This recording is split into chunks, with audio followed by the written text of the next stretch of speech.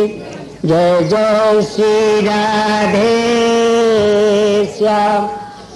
श्री कृष्ण गोविंद हरे मुरारे, हे नाथ नारायण वासुदेव। जय जय श्री राधे श्याम।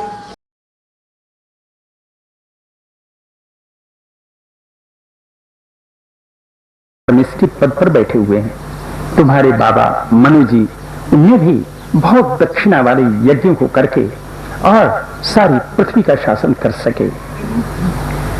तो तमेव वत्साश्रय भृत्य वत्सलम, ये भृत्य वत्सल भगवान श्रीहरि मुमुक्षु लोग जिनकी चरण पद्धति के अन्वेषण में लगे हुए रहते हैं, उनको अपने हृदय में अवस्थित करके उनके चरणों का ध्यान करते हुए, बेटा उनका आराधन करो, तुम्हारी सारी कामनाएं पूर्ण हो जाएंगी। माता के उपदेश को ध्रुव जी ने सुना, सुन करके और उसी क्षण महल से निकल पड़े। माता जी के चरणों में प्रणाम किया, निकल पड़े, घर से निकल पड़े, जंगल में चले जा रहे हैं। एक ही लक्ष्य, भगवान श्रीहरि का दर्शन करना है, प्राप्त करना है। जंगल में चले जा रहे हैं। 5 वर्ष का ये बालक, उन दिनों में सतयुग में ये 5 वर्ष के बालक तो बहुत छोटे बालक समझे जाते थे। ठीक ढंग से खाना कपड़ा पहनना उनको नहीं आता था। इस तरह से ये ध्रुव जी वन में, ये राजा का बेटा अत्यंत सुकुमार सुकोमल, नंगे पांव, कांटों की परवाह न करके, कंकड़ियों की परवाह न करके, जंगल में किसी जंगली जंतु की परवाह न करके सीधे ये चला जा रहा है। जबकि उधर से नारद जी आ रहे हैं। नारद जी आ गए। ये नारम ज्ञानम ददाती थी नारद, नारद जी ज्ञान प्रदान करते हैं, तभी इनका नाम नारद है। नार नाम ज्ञान का है, उनको जो दे उसका नाम है नारद।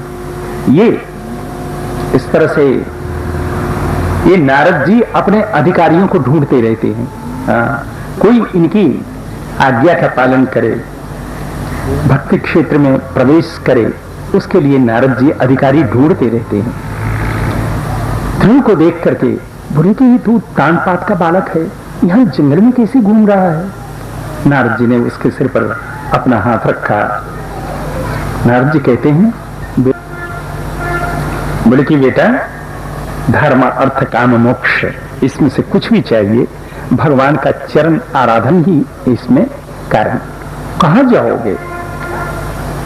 बड़े की गुरुदेव आज्ञा करो, बड़े की ब्रजमंडल में चले जाओ। जमुना जी का पवित्र तट, यमुना यास तटम शुचि, जहां पर कि यमुना जी का पवित्र तट है। पुण्यम मधुबनम यत्र सानिध्यम नित्यदा हरे, वहां क्या है? बोले कि अत्यंत सन्निकट में भगवान मिलते हैं। थोड़ी सी आराधन, थोड़ी सी साधना से भगवान मिल जाएंगे।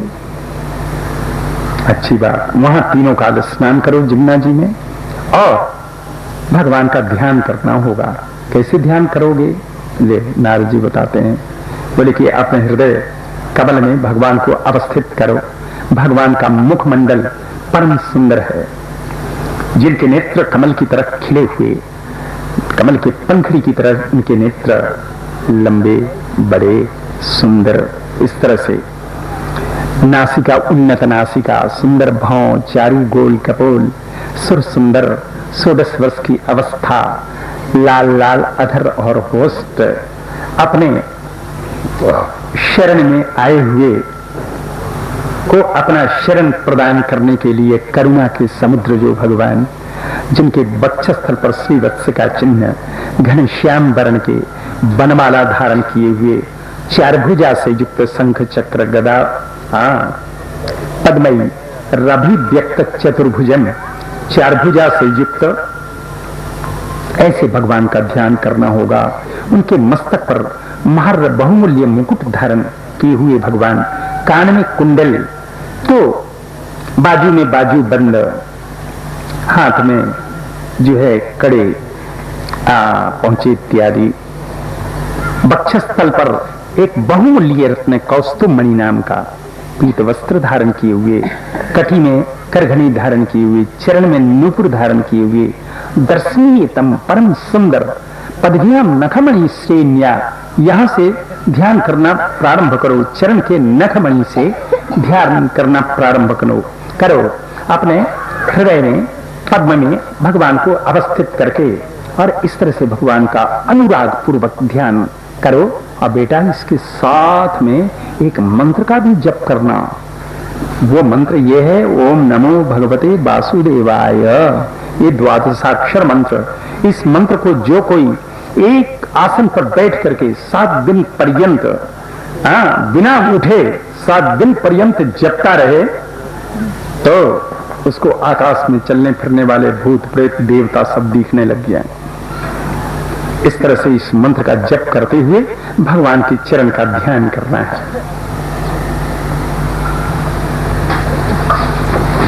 और सर्वांग का इस तरह से ध्यान करना है। ये कह करके ध्रुव ने अपने गुरुदेव नारद जी की परिक्रमा करके प्रणम्य च और उनको प्रणाम करके और विदा हुए। नारद जी चले गए। इधर ध्रुव जी चलने लग गए। जबकि उत्तानपाद ने सुना है कि हमारा होनहार बेटा ध्रुव महल को छोड़ करके कहीं जंगल में चला गया, उसका कहीं पता नहीं। अब तो ये उत्तानपाद रोते रोते ये विकल है, व्याकुल चित्त होकर के ये इनको कल नहीं पड़ रही है। ध्रुव के देखे बिना हमारा बेटा होनहार अब एक छोटा बालक है, 5 वर्ष की अवस्था है, न जाने कहां क्या खाता होगा, कहां पीता होगा, भूखा प्यासा कहीं घूम रहा होगा, कहीं जंगली कोई जंतु उसको भक्षण नहीं कर गया हो। इस तरह से दुखी होकर के ये रोते बिलखते पड़े हुए हैं। अपनी रानी सुरुचि को कह रखा है कि मेरे नेत्रों से अलग हो जाओ तुम, मैं तुमको देखना नहीं चाहता। अलग कर रखा है एक कमरे में, बल्कि तड़पते रहते हैं, रोते रहते हैं, ध्रुव का ध्यान करते रहते हैं। इस तरह से विकल है। जबकि नारद जी आ गए। नारद जी को देखते ही कुछ आश्वस्त हुए, अब कहीं ध्रुव का पता लगेगा। नारद जी सब जगह की खबर रखते हैं, सब जगह का पता इनके पास होता है। नारद जी के पास नारद जी को देख करके उठ करके नारद जी का पूजन किया, दंडवत प्रणाम, उनको बैठ करके उदास देख करके नारद जी बोले, राजन क्या बात है, उदासीन क्यों हो? बोले कि प्रभु मैंने रोते रोते बोले, प्रभु 5 वर्ष वाले बालक को मैंने अपने हाथों अपने महल से मैंने निकाल दिया। न जाने वो कहाँ खाता होगा, कहाँ पीता होगा, कहाँ रहता होगा, निश्चय करके कोई जंगली जंतु उसका भक्षण कर गया होगा। नारद जी कहते हैं, राजन दुखी मत हो, तुम्हारा बेटा सुरक्षित है और वो काम करके आएगा। जब तक ये पृथ्वी रहेगी तब तक उसके साथ में तुम्हारे यश का गान होता रहेगा। 6 महीने में तुम्हारा बेटा लौट के आ जाएगा, चिंता मत करो। नारद जी चले गए। नारद जी कभी असत्य भाषण नहीं करते। अतः उत्तानपाद जी को भरोसा हो गया, अब तो विश्वास हो गया मेरा बेटा सुरक्षित है, कहीं भी है। अब 6 महीने की अवधि को अंगुलियों पर गिनने लग गए ये बेचारे। इस तरह से उत्तानपाद जी रोते रोते अपना समय व्यतीत करने लग गए। ध्रुव जी पहुंच गए जमुना जी के किनारे। नील वर्णा जमुना जी को देख करके निश्चय कर लिया ये जमुना जी हैं। इस तरह से एक वृक्ष के नीचे आसन लगा लिया। आसन लगा करके अपना अब जो है व्रत प्रारंभ किया। तीसरे दिन कैथ और बेर खा करके ऐसा 1 महीना निकाल दिया। तीसरे दिन खाना कैथ और बेर 1 महीना निकाल दिया। जब दूसरा महीना आया तो सूखा पत्ता सूखा घास छठे दिन खाना, ऐसा दूसरा महीना निकाल दिया। तीसरा महीना आया तो जलपान करके 9वें दिन जलपान करना, ऐसा तीसरा महीना निकाल दिया। जब चौथा महीना आया तो जलपान भी छोड़ दिया, केवल वायुपान करने लग गए, हवा पीने लग गए। इस तरह से 1 महीना वायुपान में निकाल दिया। 5वां महीना जब आया तो जितः श्वासो नृपात्मजः, अपने श्वास पर विजय प्राप्त करने का प्रयत्न करने लग गए। जो श्वास अंदर आता है, जो अंदर से बाहर निकलता है, न बाहर का श्वास अंदर आने देना, न अंदर का श्वास बाहर निकलने देना, ये इस पर रोक लगाने का प्रयत्न करने लग गए। और निरंतर भगवान का ध्यान और जप ये चल रहा है। 6ठे महीने के प्रारंभ में अपने स्थान पर खड़े हो गए, स्थान की तरह ठूंठ वृक्ष की तरह नेत्र बंद कर लिया। बंद करके भगवान का ध्यान अंदर और जप कर रहे हैं। देवता लोग तरह तरह का रूप धारण करके इनके विघ्न डालना चाहते हैं, तप से निवृत्त करना चाहते हैं, लेकिन ये नेत्र को नहीं खोलते हैं। इस तरह से ये जब 15 दिन निकल गया तो एक पैर को उठा करके और ऊपर अपने जंघे पर रख लिया, एक पैर पर खड़े हैं। जब 6 दिन निकल गए तो अपने एड़ी को उठा दिया, पंजे पर खड़े हो गए।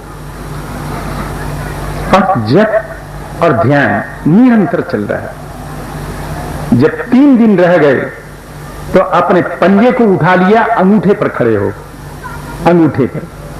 अंगूठे पर खड़ा होना बालक के लिए 3-3 दिन रात अत्यंत कठिन का, लेकिन ध्रुव अंगूठे पर खड़े हैं।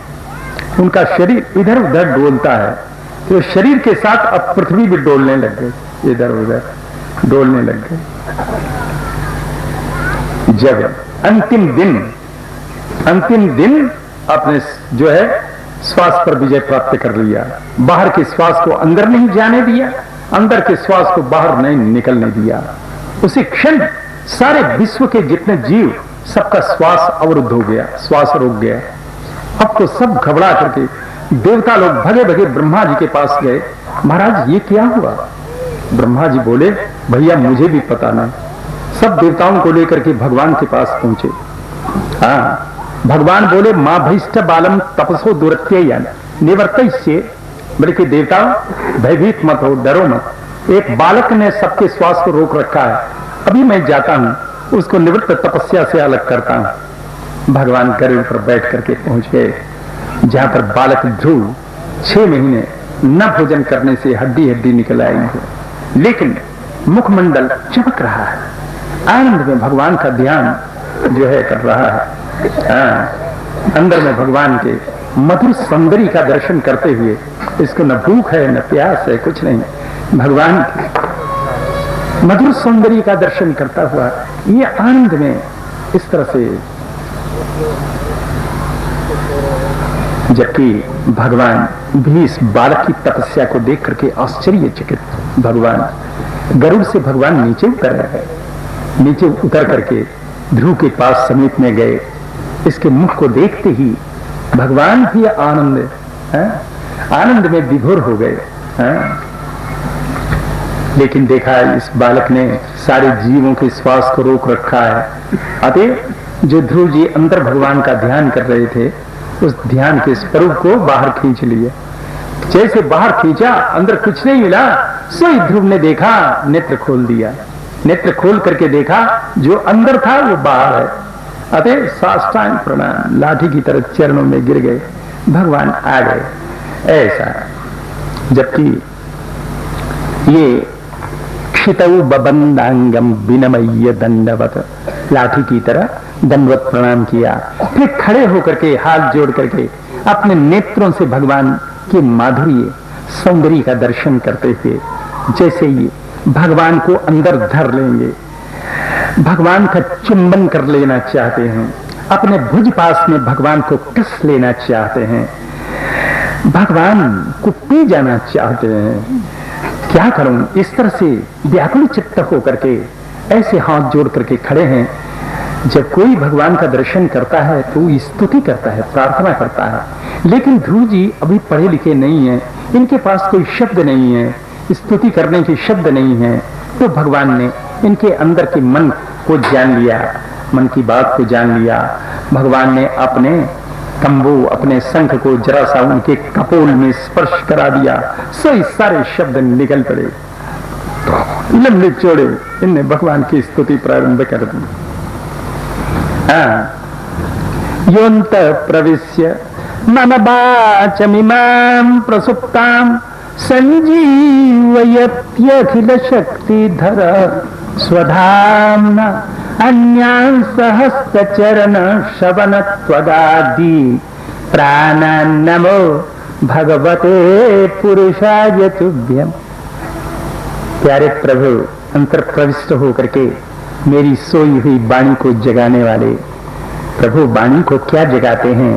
अखिल शक्ति के एकमात्र धाम, जो हाथ पैरों में और इंद्रियों में जो भी चेष्टाएं वो आपके द्वारा है।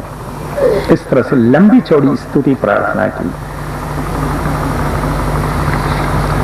की। भगवान कहते हैं, बोले कि भैया, वेदाहम व्यवसितम हृदय राजन्य बालक, बोले कि तुम्हारे मन की बात को मैंने पहले ही जान लिया था और उसकी मैंने व्यवस्था कर दी है। क्या? तुमको वो स्थान मैंने दिया है जिस पर आज तक कोई गया ही नहीं, कोई ऋषि महर्षि योगी आज तक नहीं गया, वो स्थान मैंने दिया है। क्या? ध्रुव नाम का स्थान। नान्यैर अधिष्ठितम भद्र, बोले कि ये ध्रुव क्षिति, ये ध्रुव धाम मैंने तुमको दिया, जहाँ की सारे ग्रह नक्षत्र तारागण जितने भी ज्योतिर्वर्ग सब जिसकी परिक्रमा करते रहते हैं, धर्म है, अग्नि, कश्यप, शुक्र, मुनि लोग जिसकी प्रदक्षिणा करते रहते हैं, वो स्थान मैंने तुमको दिया है। 36,000 वर्ष तक तुम पृथ्वी का शासन करोगे, उसके बाद मेरे धाम में आ जाओ। ये कहकर के भगवान अंतर्हित हो गए। जब भगवान अंतर्हित हो गए तो ये ध्रुव जी ठगे से खड़े रह गए। ये मन में विचार कर रहे हैं, समाधि ना नैक भवे नयत पदम विदु सनंदादय वृद्धरेतसः मासैरहम सडहिरमुष्य। बोले कि बड़े बड़े योगी जन जो कि सनंदादि उद्धरेतस लोग एक जन्म में नहीं कई जन्मों में जिनके दर्शन की अभिलाषा करते रहते हैं, मैंने 6 महीने में 5 वर्ष की अवस्था में ही मैंने उनका दर्शन प्राप्त कर लिया। लेकिन मुझ मूर्ख को देखो, मुझ दुष्ट को देखो, मुझ भाग्यहीन को देखो, हमें भगवान से कुछ नहीं मांग सका है? भगवान के दर्शन से इनकी बुद्धि निर्मल हो गई, इनका मन पवित्र हो गया, हृदय विशुद्ध हो गया। अब किसी प्रकार से जो इनमें द्वेष आदि की भावना हृदय में नहीं है,